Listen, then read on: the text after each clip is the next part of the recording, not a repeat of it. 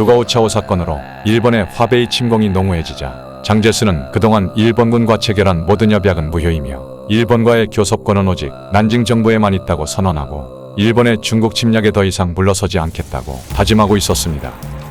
이는 전편에서 이미 언급했었죠. 그리고 그는 이미 전진 배치시킨 26군 이외에도 화중에 배치된 나머지 부대에 대해서도 허난성의 성도인 정저우에 즉시 집결하라고 명령합니다. 허베이성 남부의 창현에서 바오딘까지 배치된 제2집단군의 주력을 베이핑을 향해 한 번 더 북상시켜 제2의 방어선을 구축하기 위해서 말입니다.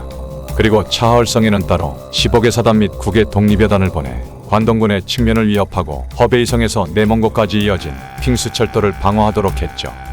하지만 장제스는 병력만 많았지 당시 중국군의 실력으로는 베이핑과 텐진을 끝까지 방어하는 것은 무리라는 것을 누구보다 잘 알고 있었습니다.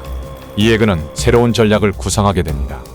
시간을 벌기 위해 공간을 내준다 라는 전략, 즉 일본의 국력으로는 장기전에 대처하기 어렵다라는 일본의 약점을 노리기로 마음먹은 것입니다. 자신들의 군사적 열세를 솔직히 인정하고 영토 자체를 고수하기보다 지연전술과 소모전으로 군대를 단계적으로 철수시켜 일본군이 진격을 둔화시킨 다음 그들이 공세가 종말점에 도달했을 때 대병력으로 반격한다는 이른바 종신방어전술로 전략을 바꾼 것입니다. 마치 러일 전쟁 당시 알렉세이 크로파트킨이 썼던 펑텐 전투의 종신방어 전략과 같이 말이죠. 그런데 이는 제2차 세계대전의 유럽 전성계전 당시 독일군이 공격에 의욕만 앞세워 무작정 국경선을 따라 병력을 분산 배치시켜 한치의 땅도 뺏기지 않겠다고 버티다 자멸한 폴란드나 맹목적으로 후퇴 불가를 강요하다 파멸적인 피해만 입고 영토를 뺏겼던 소련에 비하면 분명 현명한 판단이었습니다. 1937년 7월 25일 중국군과 대치하고 있던 일본군은 완핑현 중심부와 창신된 가도를 향해 포격을 시작했습니다. 그리고 26일 항공기를 동원해 숭저위안이 지휘하는 중국군이 거점을 폭격하고 주력 부대를 동원, 베이핑을 본격적으로 공격하기 시작했습니다. 그런데 이때 일본군은 만약 28일 정오까지 베이핑 교외에 주둔한 모든 중국군이 융딩어 서쪽으로 철수한다면 공격을 멈추고 정전협의를 할 용의가 있다. 대신 이를 거부할 경우 공격을 다시 시작하겠다 라고 숭저위안에게 제안을 했습니다. 그러자 숭저위안은 장제스의 협상 절대 불가라는 지침에도 불구하고 28일 정오의 협상을 기대하며 일본군이 제안을 받아들였죠. 그러나 기한을 28일 정오로 먼저 정해놓았음에도 일본군은 28일 아침 8시부터 공격을 다시 시작했습니다. 자신들의 제안에 방심하고 있을 중국군을 쉽게 공략하기 위한 방법으로 말이죠. 조금만 있으면 30만 명이 넘는 대규모 중국군이 북상하기에 먼저 숭저위안의 제29군을 붕괴시킬 필요가 있었던 것입니다. 이렇듯 상대의 주의를 끌어 방심시킨 다음 공격한다는 일본군이 비신사적인 작전 행위는 전쟁 기간 내내 이루어졌던 상투적인 수법이었습니다. 그리고 이런 비열한 수법은 미일 전쟁에서만 진주만 공습에도 그대로 적용됐죠.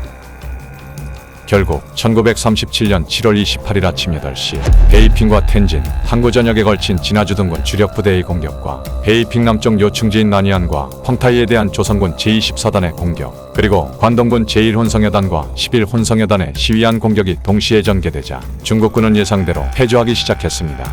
물론 이에 대항하는 중국군이 반격도 있긴 했었죠. 하지만 항공기의 엄호를 받은 조선군의 역습과 해군의 함포사격 지원을 받은 관동군이 반격으로 이는 곧 제압돼버리고 말았습니다. 이렇게 베이핑과 텐진 외곽의 방어선부터 하나하나 무너뜨린 일본군은 본토에서 도착한 제5사단, 제6사단, 제10사단 등 3개 사단까지 증원되자 대대적인 공세로 다시 전환, 중국군을 완전히 밀어내버렸고 1937년 7월 30일 밤 베이핑과 텐진을 함락시켜버립니다.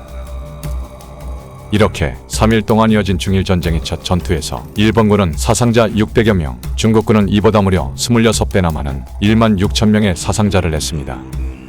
그런데 일본군은 여기서 베이핑에서 퇴각하는 숭저위안의 26군에 대한 추격을 중지합니다.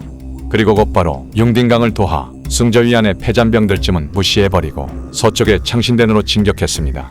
패잔병 소탕보다 더 중요한 일, 바로 허베이성의 요충지이자 중국군의 반격 거점이 될 수도 있는 바오딩을 점령해버리는 것 때문이었죠. 이에 일본군은 진화주둔군 제1군과 제2군, 본토에 서증원된 3개 사단을 다시 베이핑과 텐진 라인에 집결시킵니다. 그러나 당시 일본은 전장을 일단 화북 지역으로만 유지할 계획이었습니다.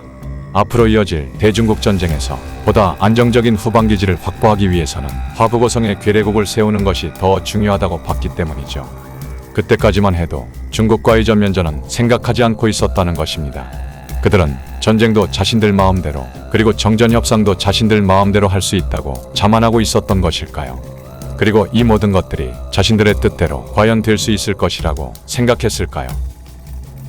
그러나 여러 번 언급했듯이 이때 장제스는 더 이상 일본에게 영토를 내줄 생각도, 또 일본의 정전 제한 따위를 받을 생각이 추호도 없었습니다. 그리고 한 발 더 나아가 그는 베이핑과 텐진을 탈환하기 위해 중앙군을 중심으로 하는 자신이 직접 지휘하는 대규모 병력을 본격적으로 북상시키기 시작했습니다.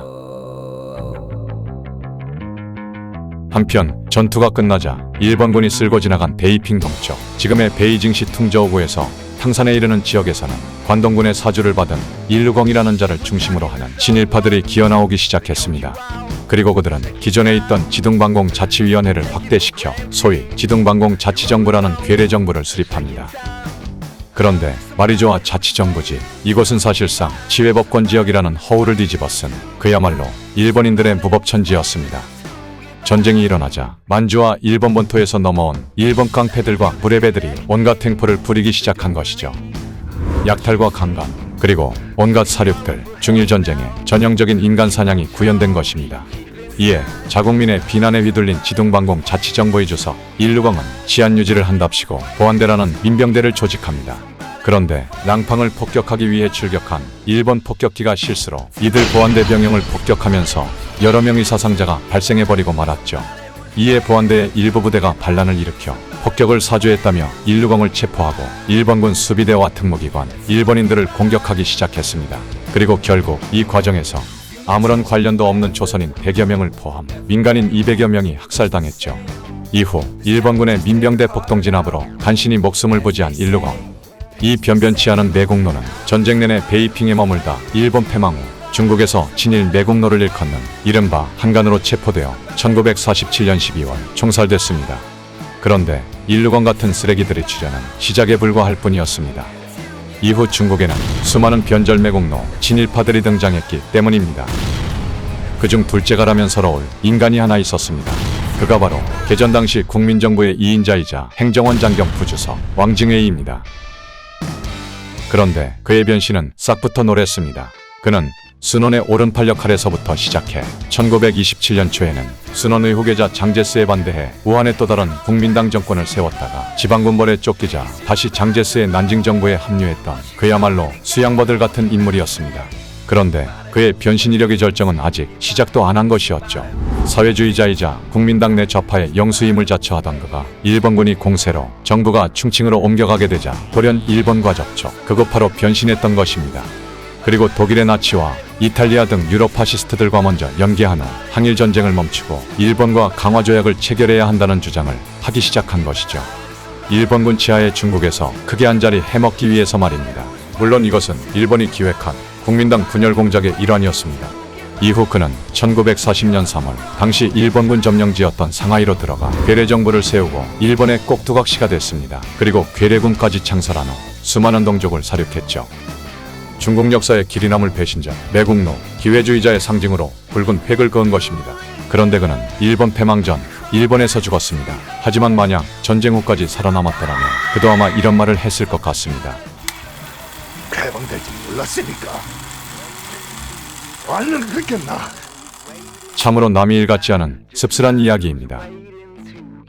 그런데 말입니다. 지금 대한민국에서 암약하는 친일파들, 이른바 토착외구들이라 불리는 자들은 도대체 어디에 숨어 있을까요? 자신의 이익만을 위해 대한민국을 팔아먹으려는 그들, 우리는 그들을 두 눈 부릅뜨고 지켜봐야 할 것입니다. 어쨌든 일본군의 베이핑과 텐진 함락은 중일분쟁이 더 이상 국지적 충돌이 아니라 전면전임을 알리는 신호탄이 됐습니다. 그러자 1937년 8월 2일 국민당 정부의 주석 린선은 대국민 성명을 발표합니다. 전 국민은 정부를 신뢰하고 대일랑전에 임하라. 라면서 말입니다. 본격적인 중일전쟁이 시작된 것이죠. 그리고 8월 7일 난징에서 국민당 전당대회를 열고 항일전쟁을 정식으로 결의하며 공산군 총사령관 주도와 저우올라이, 예제닝 등 중국 공산당 대표단을 초청합니다. 난징의 국민당 정부가 시안 사건 직후부터 이미 공산군에 대한 토벌은 중단하고 있었지만 이때까지도 공산당을 인정하지 않고 있었기 때문입니다. 그러나 국민당도 이젠 찬밥 더운 밥을 가릴 처지가 아니었습니다. 이때 루선회의에 참석한 저우올라이는 공산당은 난징 정부에 대한 모든 적대 행위를 중단할 것이며 소비에트 정권과 적화 통일을 포기하고 난징 정부에 복종할 것임을 정식으로 선언합니다. 라며 시안에서 했던 약속을 재확인했습니다. 이로써 10년 만에 다시 국공합작이 결성된 것이죠. 중국 공산화의 출발점, 제2차 국공합작이 시작된 것입니다. 어쨌든 8월 19일 장제스는 공산군을 국민혁명군에 편입시켜 팔로군이라 불리는 제18집단군으로 개편하고 주도를 총사령관에, 펑더화이를 부사령관에, 예제닝을 참모장에 임명합니다. 그리고 국민혁명군의 편제에 맞추어 팔로군을 각각 2개 독립여단, 4개 연대로 구성된 3개 사단으로 재편성, 제2전구사령관 옌시산의 휘하로 편입시켜 얼마 전까지 철천지 원수였던 중앙군과 산시군, 서북군, 동북군 등 여러 군벌들과 연합해 일본군과 싸우게 합니다.